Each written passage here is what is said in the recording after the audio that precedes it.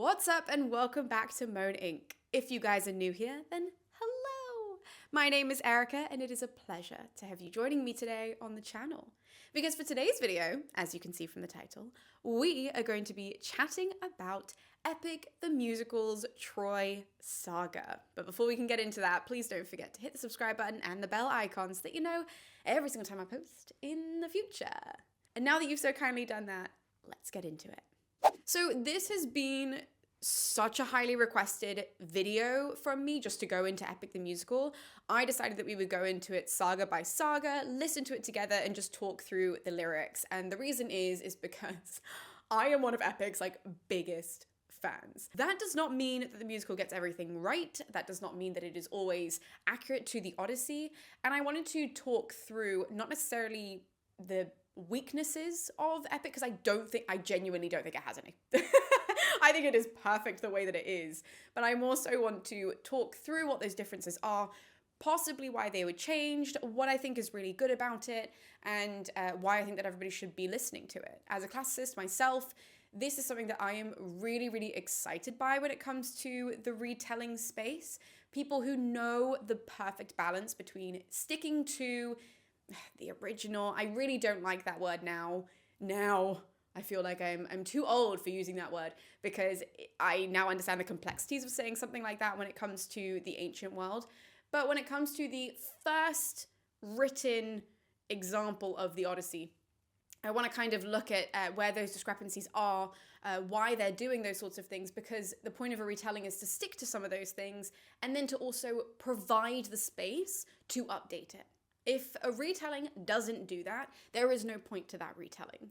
So with all that being said, let's get into it and let's just listen through together to the first 5 songs of Epic. Song number 1 is called The Horse and the Infant. Do what I say and you'll see them again. Yes, sir! Okay, so I do have the lyrics written down because as I was listening, literally the other day, I realized that I don't know all the lyrics. I can't hear all the lyrics. I'm not that gifted, clearly, when it comes to listening to music, so I printed everything off to make sure that we are actually attacking this correctly. And the first note that I want to make is at the end of this first chunk. I don't know if we call them verses in the musical space because it's just sort of a conversation. Anyways, okay, this first little section, I do want to make one note, and that is at the end, we have that line, do what I say and you'll see them again, right? So that sort of implies that Odysseus is taking charge of the Greek army. We are currently set in Troy. Troy is now burning, and Odysseus seems to step up to the plate, and he's about to give instructions to the rest of the Greeks. Now, when it comes to the mythological side of things, when it comes to the ancient Greek world, when it comes to the ancient Roman world, we have some notes of what happens after the Iliad and after this sort of anger of Achilles, because that's the point of the Iliad. We do have notes and we do have people much later who fill in those gaps. For example, we have the Aeneid, which is from the ancient Roman world, that actually fills in the fall of Troy. We do not get that from the ancient Greek world, and we don't get that from the ancient epic cycle. What the epic cycle is this original first shot at writing down these traditionally orally told stories. So when it comes to the whole Trojan saga, not epic Troy saga, but from the ancient world, the Trojan saga, these were oral tales. They were passed down from generation to generation just by spoken word. And then at some point we have a collection of authors who sit down and they write this entire story. Now, the ones that survive from the ancient world are Homer, which are the Iliad and the Odyssey. Again, you can listen to my more analytical take in the video. I don't know, so I'm gonna have a pop-up in whichever corner it's supposed to pop up in. But regardless, we do not get this immediate point from the Greeks' perspective from this epic cycle. So when it comes to Odysseus stepping up and taking charge of the army, is that something that he did? It's up in the air. It's something that I'm not gonna sit here and say no. I'm not gonna sit here and say there is just one way, no. It's the purpose of this video is to kind of talk about the mythology in comparison to epic, and this is something that we just don't have from that cycle. I don't hate that Odysseus is stepping up, as we'll see in the next chunk. This gives him a chance to talk about some of the other Greeks. Obviously, he is our mouthpiece for the musical itself, which is really, really important. So I do just want people to be aware. Did Odysseus just suddenly take charge in the last year of the Trojan War? keep it open-ended. Have discussions about it. I love that the musical did take this because, as I've said, we'll see he's obviously the mouthpiece for this entire story, and this gives us a chance to explore different elements of the Greek army, particularly in this song, via Odysseus as our explorer, so to speak. What this might be a nod to, though, and this is something that is said time and time and time again in the ancient world, is that Odysseus is the guy that came up with the wooden horse. So the album art for the Troy saga is of the wooden horse. There is, the burning beneath it and everything that makes it very dramatic. This wooden horse idea was thought up by Odysseus himself, according to various different authors from the ancient world. Again, this is all mythology, and they all agreed that our wily, cunning hero must have been the guy to think up this structure, this idea of the gift, to get the Greeks inside the city and essentially burn Troy from the inside out. Is that where this is coming from? I would say most probably. I think that this is what rivera-herrans really took and ran with for the purpose of this song and this opening. Diomedes will lead the charge. Agamemnon will flank the guards. Menelaus will let our mates through the gates to take the whole city at large. I want to smile this whole section. Secure Helena, protect her. Neo, avenge your father, kill the brothers of Hector. So this is, I think, one of the best sections from the entire musical. This teeny tiny chunk where Odysseus is just calling out orders.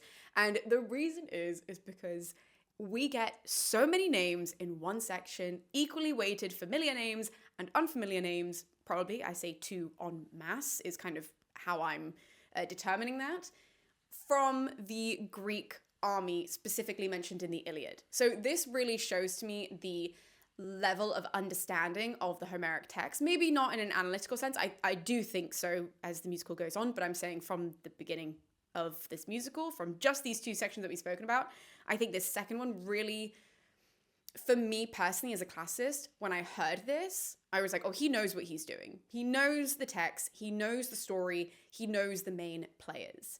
So, as you guys just heard, we first of all talk about Diomedes. Diomedes is my favorite character from the entire Iliad. He is so responsible. He is really a man of very few words. He's a terrifying warrior. He comes from a really good family. He is noted as second to Achilles on the battlefield. So when Achilles and his men sort of go off to sit in the camp because Achilles is having a little bit of a strop, Diomedes is the one to hold down the fort on the battlefield, and all of the Trojan efforts are combined to try and get rid of Diomedes because they're so scared of him. He is omitted from the Troy 2004 film, which is why I don't like that film. That is why. It is literally no other reason. As soon as Diomedes was not on the screen, I was like, I'm out. So I love that he is first mentioned, and he is quickly followed by Agamemnon and Menelaus, who are the two Atreides, so they are the two brothers. They are the ones who've really had this whole thing.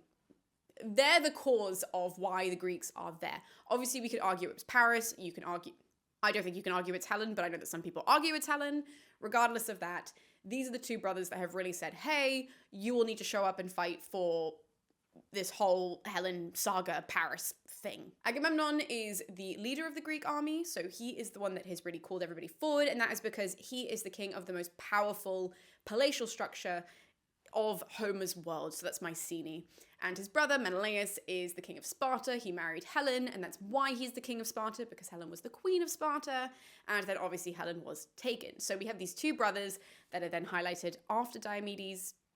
Then we have our more so unfamiliar names. So the first name that we have is Teucer. Did anyone who hasn't read the Iliad know who Teucer was? Maybe he's mentioned in some video game that I haven't heard of or I haven't played. I mean, I don't play video games. Anyway, I said that as if I would play it. I do not play video games, not because I have anything against video games, because I am exceptionally bad at them. I don't understand how to move all of the controls at the same time, so I just don't. That's why. But if you guys don't know who Teucer is, he is the actual half-brother of Big Ajax. We'll get into Big and Little Ajax in a second. He's the half-brother of Big Ajax, and they're sort of a bit of a tag team in the Iliad. So we have this moment where they acknowledge each other as half-brothers. Obviously, they've been there for 9 years by the point that we meet them in the Iliad, but we have this acknowledgement on the page like, yeah, you're my half-brother. And then whenever they go into battle, Teucer, who is correctly written in this musical as Teucer will shoot any ambush attack, because he is an archer. Big Ajax, he's huge. He is known as the Wall of the Achaeans, and he's really famous for having this giant shield. I'm not even kidding. That is like his defining weapon, is his humongous 7-layer shield. This thing could not be held by anybody but Ajax. That's how big it is. And when it comes to the two of them going onto the battlefield, Big Ajax will shield Teucer, so both of them will be behind the shield, and Teucer will pop out around the side of the shield, and he'll fire arrows into the attack. So I really loved this little nod to Teucer. I don't think he gets enough love. I think he's a very strong character in the Iliad without being too brash and arrogant, in my personal opinion.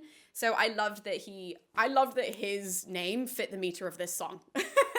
We then have Little Ajax, and just before I mentioned Big Ajax, and that is because there are 2 Ajaxes in the Iliad. This song is supposed to be sort of that bridge between the Trojan War and the Odyssey. So in the Iliad, we do have 2 Ajaxes.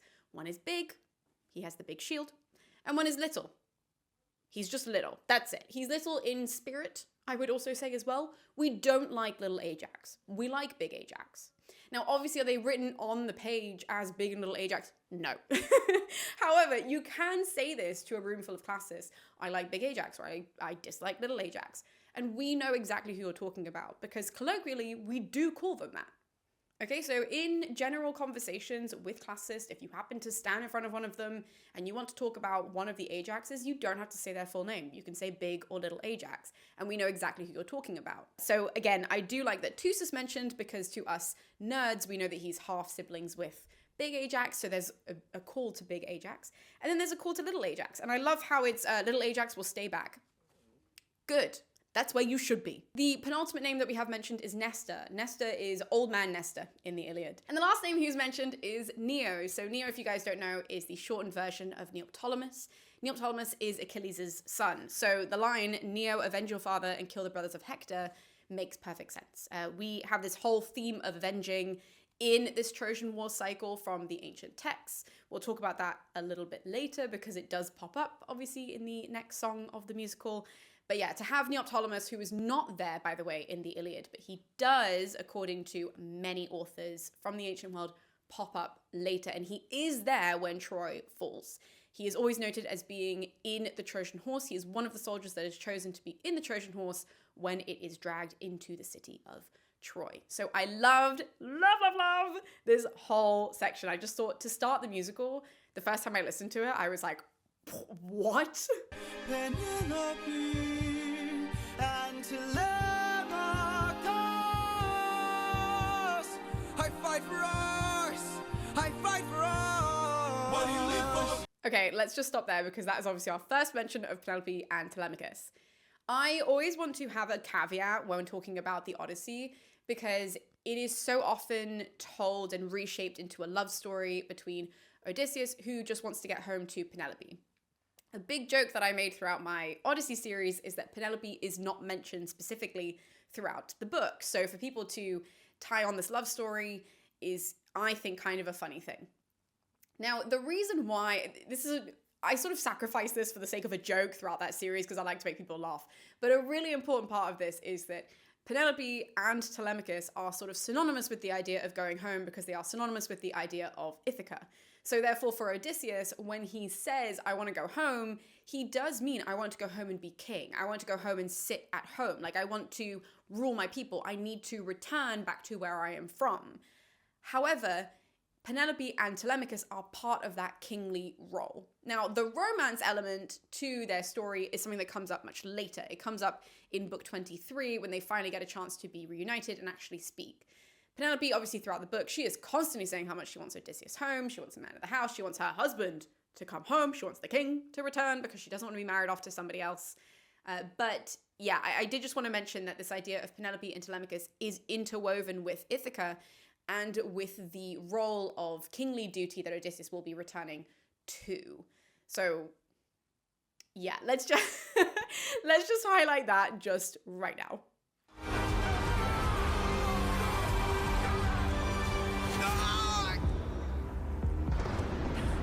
Who was that?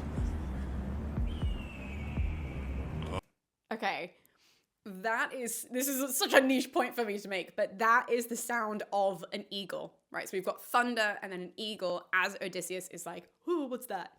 So the reason why I wanted to stop on this is because if you are not mythology nerds, and in particular if you haven't read the Iliad, you may not know that an eagle and obviously thunder are symbols of Zeus. So before we have Zeus's voice, we have two of his symbols that are included in the musical. And this is what I mean, that as a classicist, when you listen to this opening song, it's very comforting to know, okay, this guy didn't just read the spark notes of the Odyssey. He knows the Odyssey. He studied the Odyssey. Maybe hasn't read in ancient Greek, but that's neither here nor there. He knows it really, really well and knows the Iliad unbelievably well. So this idea of the eagle coming in is a very, very common theme in the Iliad. So in the Iliad, when you have both sides, they're constantly praying to the gods. The Trojans and the Greeks are constantly praying to the gods, and they are saying, give me a sign that you're on our side, that you're, rooting for us, that we're going to win, da da da. And Zeus is frequently sending down these bird signals, and both sides need to listen to them, as well as thunderclaps. So frequently we will have the Greeks who want to engage in battle.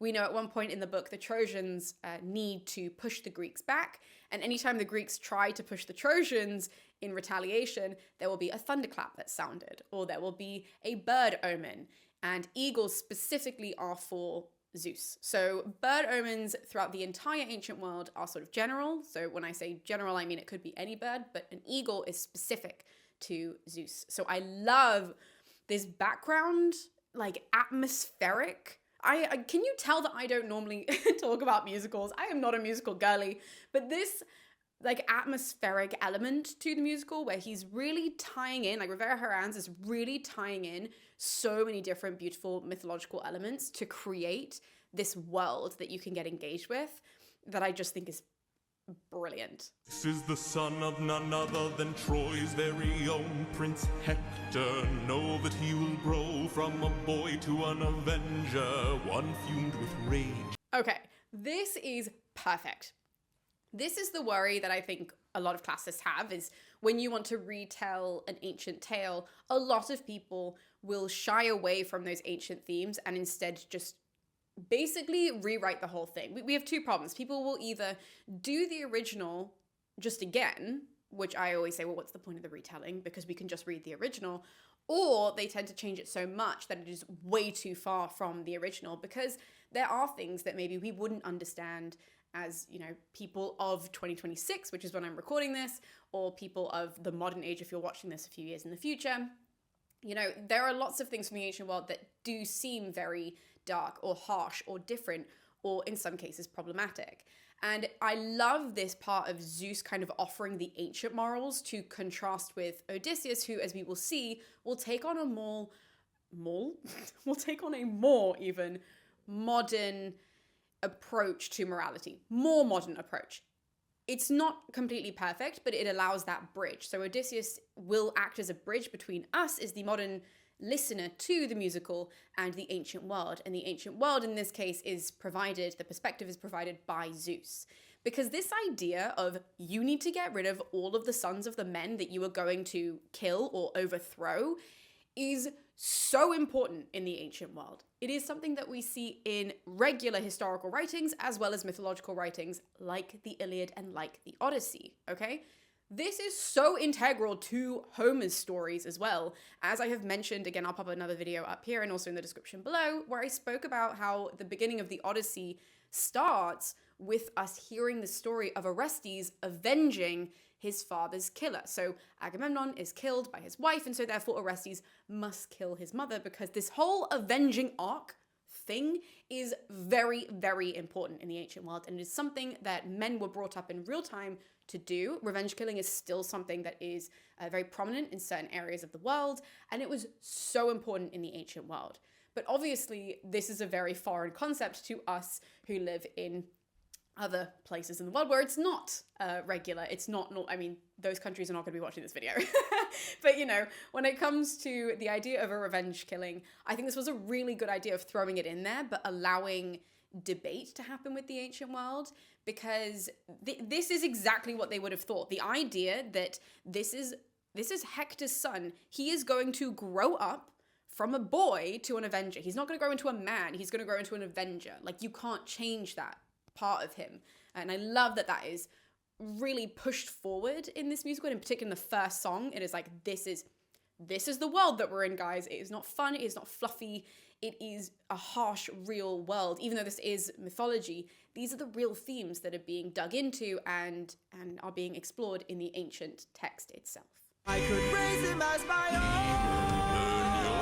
or send him far away from home. Make sure his past is never known. Okay, so this little section where we have, again, a direct conversation between the two.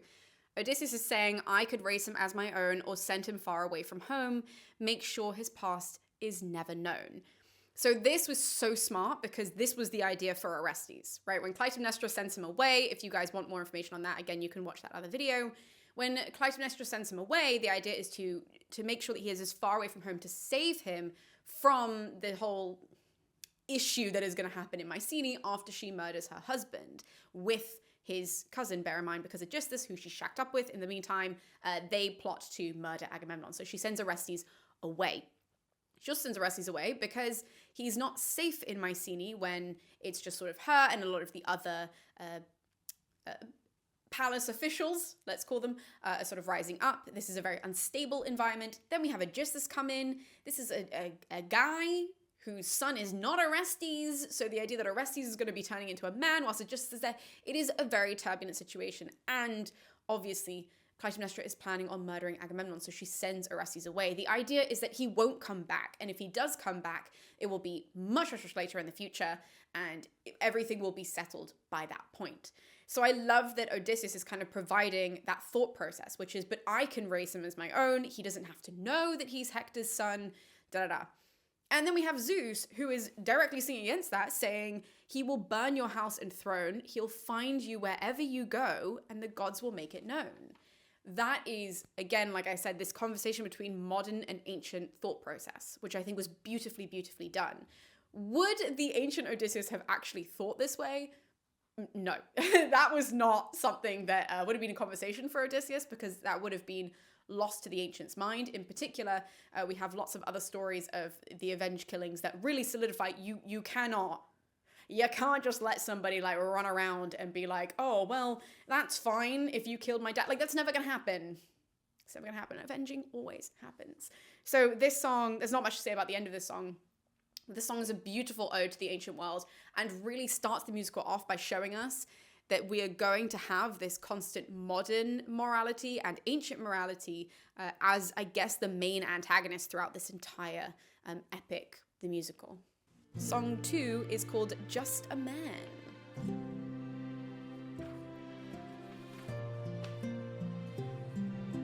You're as old as he was when I left for war. Okay, so for starters, we will get into a bit more of like what the title I think means in just a hot second. But for the start of this song, when we have Odysseus, he is singing to this son of Hector, who in the Iliad is literally a baby, right? So he is not up and walking. He has to be held by his parents. This is one of the most heartbreaking moments is book 6 of the Iliad. If you guys want to just sob for no clear reason, you just want to get, I don't know, you want to purge yourself of your tears, just read book 6. It is Andromache and Hector, so Hector and his wife, and they are chatting. Andromache is begging him not to go into battle, and their son plays a role of just sort of showing their humanity, where he's kind of passed to Hector. He's scared of Hector because Hector's wearing his war helmet, and the second that Hector takes off the helmet, the son recognizes him. They have this cute sort of like family moment where he's throwing his son into the air and catching him up. It is horrible because you know that is the last time that he's ever going to be with his wife and his child.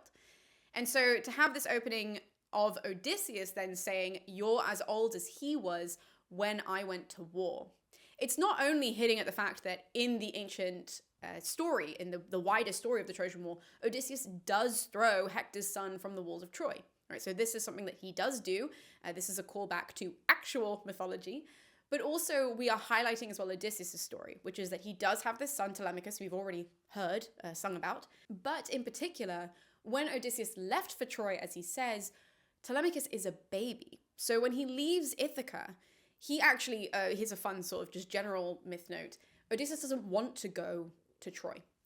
not many of the Greek heroes want to go to Troy. They've agreed on this pact that's like, oh, if anybody takes Helen from Menelaus now that he's won her, we'll all go to war. Which, by the way, the pact was Odysseus' idea. So the idea that he doesn't want to go, like, why would you suggest this plot to begin? Anyways, he doesn't want to go when the Greek officials come to Ithaca and they say, hey, we gotta go. We gotta go and fight on the shores of Troy because you made this pact. And so therefore, we're now cashing in on this deal. And Odysseus actually pretends to be mad. He feigns madness so that they won't drag him off the island. And he's sort of running around on the plow. Like, there are lots of different mini versions of this, whether it be that he's on the plow, he's just sort of moving cattle around. Regardless, he pretends to be a madman. And the way that the Greeks trick him, the other Greeks trick him into showing that he's not crazy and he's perfectly capable of going to war, is that they put his son in harm's way. So they put his son either in front of the plow or whatever it is, and they say that a madman wouldn't be able to notice this, right? So Telemachus is a teeny tiny baby at this point, and Odysseus obviously does notice that his son is in harm's way. He stops what he's doing, he jumps down to save his son, and the Greek officials are like, that does not look like something that a crazy person would do.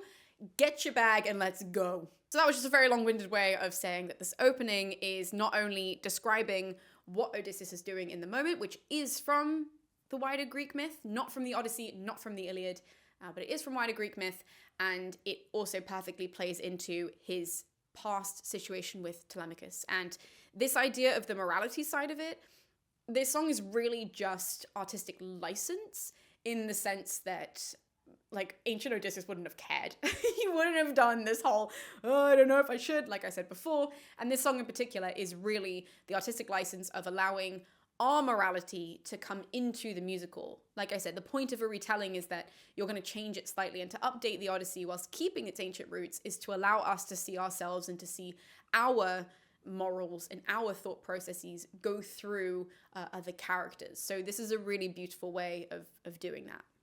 I'm just a man who's trying to go home. Okay, so the idea that the song is called Just a Man, I was just going to stop it there because it's the first time he actually sings that he's just a man. I have a theory. I do not know because I have not spoken to Rivera-herrans. I would love to interview him for this channel to talk about how he managed with the ancient source material and making it into this beautiful musical. My theory is that this perfectly plays off of the first word of the Odyssey. I've explained this in another analytical video. Again, I'll link everything that you guys will need in the description below, as well as will be popping up in those cards. But the first word of the Odyssey is andra, so this is in the ancient Greek, and that just means man. And it's not special man, it's not, some crazy word, because believe me, the ancient Greeks would have used a very specific word if they wanted to describe Odysseus in a different way. But instead, andra is used, right? So he is just a man. He is a complicated man. He is a man of many turns, however you want to translate polytropos, because that's also a very difficult word to translate into English. But the idea is that he is just a guy. And so I love that this song, I think, is playing off of that idea, that he is not some great hero like Achilles, in the sense that Achilles is half god, right? His mother is Thetis, who is a very, very old deity of the sea. And so therefore she is very respected by even the Olympians. They know they can't tell Thetis what to do because she's older than them. And so they're like, we're kind of on our own with this, because Thetis, we can't bargain with her. Like, she's much older than us. We need to show her respect. And because of that, Achilles, being half mortal, the first word of the Iliad is menace, which shows his rage. This is a very particular kind of rage in the ancient Greek. This rage is specifically talking about the rage of the gods. So the only other person that is used to describe is Apollo. This means that as a reader, we know that we will never, ever, ever, ever, ever be able to describe the feeling that Achilles has throughout the poem, right? That is something that is explicit to him and the divine. And again, we don't get that in the Odyssey with the opening word being andra. So I think that's my theory. I don't know if it's right. Again, if anybody knows Rivera-herrans and wants to be like, hey, can you at least answer this question? I would be very appreciative of that. When does a ripple become a tidal wave? When does the reason become the blame? When does a man become a monster? Now, again, as I have said, what feels like a bajillion times already, that is not the ancient Odysseus talking, that is the modern Odysseus talking. Okay, so that is our morals coming through in these questions of when does, a man become a monster? And obviously then there's all this imagery of like, comparing it to a candle and comparing it to a ripple, all of those sorts of things. But yeah, the point of that is not to highlight this is what ancient Odysseus was thinking, because he wasn't. Ancient Odysseus is not concerned with this whatsoever. He's concerned with getting home. He does not care what he has to do or what he has to say in order to get there. Because this is another element of the Iliad that people don't know. People act as if, and I think it's mostly people who haven't read the Iliad act as if it is just a war book and it's all these men that are war hungry. Frequently over the course of that poem, people are highlighting from both sides, from the Trojans and from the Greek side, how ridiculous it is that they are fighting.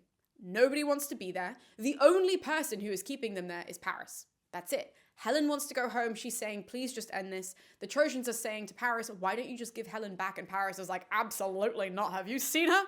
You think I'm giving her back? You're crazy. The Greeks keep trying to come up with different bargaining tools so they can all go home. The Greeks will always say to one another, we've been here for so long. And so this is really this theme throughout the Iliad, that no one wants to be there. And therefore, when it comes to Odysseus, he literally just wants to go home. All of them want to go home, but Odysseus is the one that we see obviously through the Odyssey, who is just so concerned with getting back to Ithaca. And that's it. And I think that having the moral questioning here is nice for us, but it's not something that I want you guys to go and then read the Odyssey and think is going to come up in the Odyssey, because that's not a theme there. Again, I have no problems, and I think it is beautiful to update myths into the modern world. I just do want to flag that. Don't assume that Odysseus is going to be thinking all of these things, because you are going to be met with a much more problematic character than you assumed based off of this beautiful rendition of him in this musical. The third song is called Full Speed Ahead. 600 men under my command. Okay, so we're starting off really, really strong. I love the feel of this song. I love the idea that it's almost, I don't know how to describe this in like proper musical terms, because again, I am not a musician. I am a classicist. I do not regularly go to musicals. I do not have this lingo in my vocabulary, but the idea that the beat very much matches the beating of like oars on the waves, I don't know how else to describe that, I think is perfect for this song. That's why the first time I listened to it, I had literal chills. I was lying on my bed, just staring up at the ceiling, and I was like, what in the world kind of genius am I listening to? This is beautiful. However, this first part where Odysseus says 600 men under my command, right? So we know that his army is 600 people. I wanted to just kind of share this little like nerd bit with you. This is not nitpicking the musical at all. However, me and other classicists, we love to like really go into the literature, right? So if you guys don't really know what a classicist is, which is different to an archaeologist or it's different to an ancient historian, we are literature nerds, okay? So what we do that is different to what the other people of our field, I would say the wider field, do, is that we like to look at books, and we just like to look at language, and we like to look at structure, and we like to look at storytelling. So underneath everything, even though it sounds really like, oh wow, you're a classicist, you can read the ancient languages, I'm really just telling you that I like to read and be left alone. That's what all of us are telling you, and we've just picked this really old area to read and to be left alone with. So a lot of us do like to go into, in particular, the Iliad and do a lot of number crunching. I've done my own personal number crunching when looking at the source material. And when it comes to 600 men for the Ithacans, I went back into the Iliad and I did these numbers myself. Okay, so when you are, Googling things, different scholars will come up with different numbers. I will explain my reasoning for this as we go through this. However, according to the Iliad, if you go to book 2, we have something called the catalogue of ships. Now, this is literally just pages and pages of Homer saying, we then have this boat that came from this place, and this is how many ships came from this place. And sometimes he'll say this is how many people were on the ships. Now, when we start the catalogue of ships, right, so when we start this whole list, it says that the first few boats had 120 men on it, and then we don't get numbers specifically, and then every so often we'll get, from this place on these boats there were only 50 men. So when I did my numbers, and people will have different reasoning for their numbers and for their number crunching, when I do my numbers, I tend to go with there are 120 unless it is specified otherwise, because why would you say for the first couple that there are 120 and then not for the rest of them? Okay, so this is what we're going with. And when it comes to Ithaca, Ithaca is actually kind of a difficult one to figure out how many people came from there, because during the catalogue of ships, it is not just there were then this many ships from Ithaca. The territory of Ithaca is actually combined with another territory from that side of Greece. And so all of their numbers together, they end up sending 12 ships to the Trojan War. So if we decide that there are 12 ships, well, not if we decide, if they tell us even that there are 12 ships, but we decide that there are 120 men on those ships, there are 1,440 men from both territories. Yes, I had to write down these numbers because I would forget them as we film this. So there are supposedly 1,440 men from both territories on these 12 ships. Therefore, 600 just coming from Homer is not unreasonable. It's not an unreasonable assumption. We do know throughout the Odyssey that there are a certain amount of boats that are lost as we go through it. So when you read that text, you can then see, because Odysseus will tell us, I then lost 3 boats, or I lost 5 boats full of people, etc., etc. But again, specific numbers for that are not detailed. Now, that's not to say that anywhere throughout the ancient world there aren't numbers detailed. We do have the odd source, and especially later sources that will talk about other sources, like earlier sources than them, that will say this person said that there were that many, blah, blah, blah. I'm just telling you from Homer itself. That's not to say if you don't read somebody else that says that there are these numbers, that doesn't mean that there was another source from the ancient world that didn't have those numbers, because that might be the case, okay? That's just my little ramble about numbers. To go back to the song, to say that there are 600 men is not unreasonable. There is an unreasonable note. I don't know what song that's in. We'll get to it when there is, because there is one little issue. But aside from that, I just wanted to make a note. I wouldn't repeat that there was 600 men from Ithaca, because I like to be as close to the source as possible.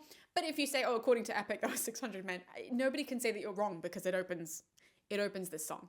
I say we strike first, we don't have time to waste, so let's raid the place and... No. Polities, gear up. You and I'll go ahead. Just a small note here, this is something that happens in the Odyssey a lot if you guys read this, because the fleet is so, well, starts off by being reasonably large, and then Odysseus is just like the worst leader ever. Like, you really... There's a Natalie Haynes joke where she says, any man from the ancient world, my advice to them would always be, you need to stay as far away from Odysseus as possible if you want to live. And that is 100% the case. So when it comes to this idea of splitting up the army, we frequently get this throughout the Odyssey. Every time they stop in at least Odysseus' rendition of the story, which is important. I talked about the narrative structure in a different video, which you guys can watch. But in particular, when it comes to Odysseus telling the story and telling us when they stop on these islands, there's always the breaking up of the men. So some will stay on the beach, others will go and explore. So the idea that we're doing that here as well, with Odysseus telling his men, like, okay, you guys stay here, we're going to go ahead, we're going to go figure this out. 100% that's in Homer. And I love that that's brought in to a musical, because I don't know, I just never really thought that you could like infuse that into a song to show something that is frequent throughout the books, but to me would seemingly be insignificant. But I love that Rivera-herrans was like, actually, we should keep highlighting that the men are constantly jumping around, and it's a really good way for us to explore the story in an auditory auditory is what I meant, in an auditory medium. Absolutely. Song number 4 is called Open Arms. This is our lovely Lotus Eater song. You can relax, my friend. Greet the world with open arms. Greet the world with open arms. I don't know whose decision it was to make the Lotus Eaters sound like minions, but I am obsessed. I have never read the Lotus Eaters because they're essentially just druggies. I have never read them as being like these cute little, like, they're like the trolls as well from Frozen. Like, they're very much giving this like teeny tiny Ewok vibe. And I have no notes. I don't know why, like how somebody read them this way, but I love that someone did, because me and my non-creative brain would have never. But look at the way this fruit is glowing and filled with glowing seeds. It took me a while to notice just what kind of fruit they eat. It's a lotus, it controls your mind and never lets you free. No notes. Perfect. Pretty much directly from Homer. I say pretty much, obviously it's not exactly a quote from Homer, but it might as well be. You can absolutely take this and run with this description of the Lotus Eaters if you were to repeat this exactly, maybe not in an exam, but in general conversation with a classicist. Like if somebody were to say this to me, I would have no idea that you maybe hadn't read the Odyssey and instead just listened to this musical. Perfect. Song number 5 is Warrior of the Mind. The lessons I taught you. I see you changing from how I've designed you. Okay, I like this take of Athena in the musical. Again, when we listen to the whole musical, it makes much better narrative sense to have Athena kind of play this role as if she's been molding Odysseus, and we get like a little bit of a flashback song as well. So we'll kind of have all of this explained as the musical goes on. Just as a comparison to the ancient world, Athena doesn't have like a mentorship program. She doesn't just like take on heroes. I'll say this again later on as the sagas continue, because she does describe this more specifically later on to Telemachus. This is not the case for the ancient world. She really liked Odysseus because Odysseus is smart. But the idea that she designed him that way, again, I don't hate it. I actually quite like this for a narrative structure for the character. It also gives Athena much more of a role in this than in the ancient world. She's just sort of the goddess that really likes Odysseus. And so as he goes on his journey, she's kind of hopping in and out. And that would be a really weird thing to try and tie into a musical without giving her own character arc in some kind of a way. So just bear that in mind, that in the ancient world, Athena doesn't care that much. Like if Odysseus were to die, she wouldn't be like that wouldn't concern her at all. She likes him because he's smart. He's not smart because she made him or designed him to be that way. My life has one mission. Yeah, see, like my life has one mission to make the greatest warrior. It doesn't. That doesn't concern her. I had a challenge, a test of skill, a magic bar only the best would kill. I love this tie-in. This is just not accurate to the Odyssey, but I think it is the perfect way of taking something from the Odyssey and then readapting it for a modern adaptation. So the mention of this boar test that Athena had is not actually that way in the Odyssey. We do have the mention of a boar hunt, however, from later on. So when Odysseus returns home from this whole little escapade that he has going on, he finally gets back to Ithaca, he shows up in disguise. So he doesn't show up as Odysseus just yet. He wants to scope out the island to see who has been loyal to him and who has not. And when he does that, he dresses up like a beggar. And when he enters the palace, he then has, well, not that he has, but Telemachus then has one of the handmaidens, one of the oldest handmaidens, to go and to wash his feet. This is the polite thing to do. And when Eurycleia, who is the old woman, washes Odysseus' feet, she recognizes him not through his disguise, but because there's a scar on his leg. And that scar was from a boar hunt that he had done when he was a young man. And Eurycleia has been in the palace since Odysseus was a boy, and so she recognizes that immediately. So to tie that in, where instead of having, because Eurycleia doesn't play a role in this musical at all, I actually think if you were to add her in, it would just kind of make it a bit messy, especially in the last part. There's so much going on. I think taking her out of the narrative was the correct decision. However, taking that idea of this boar hunt and still throwing it in here and still showing that there was this big sort of thing that Athena had, making it a test instead just kind of makes it seem a bit more grand, a bit more mythical, a bit more ancient. So I don't mind that. That's sort of a bit of a call to, I guess, the Caledonian boar hunt in another way, which you can read about in Ovid's Metamorphoses.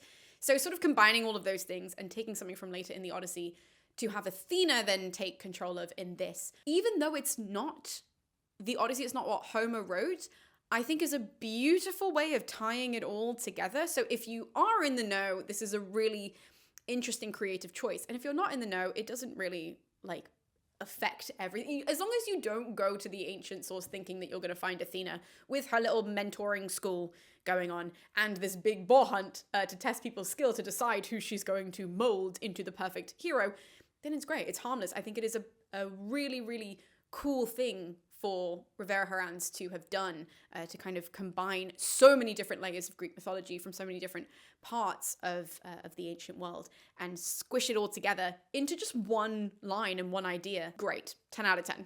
You are Athena, badass in the arena, unmatched witty and queen of the best strategies we've seen. I really like this because I think so many people will just say that Athena is the goddess of wisdom, but also that she is the goddess of war. And she's a very specific kind of goddess of war. And when you really get into this, like obviously classicists, we do tend to pull back and say, yeah, she's just a goddess of war. Because when we say she is the goddess of warcraft and strategy, it kind of gets lost on a lot of people because, and it's our fault for not hammering this home enough, that there's a huge difference. Because she's the goddess of wisdom, she can help plot war. She can help plot these strategies, and that is specifically the realm of power that Athena is. So this actually works really well then with Ares, because Ares is the bloodlust side of war. He has two minions, I guess is how you describe them. His two minions are Deimos and Phobos. So Deimos and Phobos, they are the personifications of pain and terror. So this is a very nice callback in Hercules, Disney's Hercules, where you have pain and panic, which is essentially what Deimos and Phobos are, but they are actually formidable figures. They are always riding alongside Ares in his chariot when he decides even to get up into war, because in the Iliad he is a very stationary figure. He barely does anything. He sits down for most of it. He is like one of my favorite characters in the entire poem, because like you would just never assume violent Ares sitting would be a complete sentence, but that's how it always is in the Iliad, aside from like literally one episode where he gets up and he does something. There is one time when he nearly gets up and he like slaps his legs and he goes to stand up and Athena's like, sit down. So there's also that dynamic going on between them. But yeah, I like how this song really succinctly had that distinction in there, which is not just she's the goddess of wisdom. It's not just that she is the goddess of war, which she is. It is specifically, she is the queen of the best strategies we've seen. And that, I think, really, if you're going to take like one thing from the beginning of this, I don't know, should it be the like one of the first two parts of The Horse and the Infant? I would probably say it is.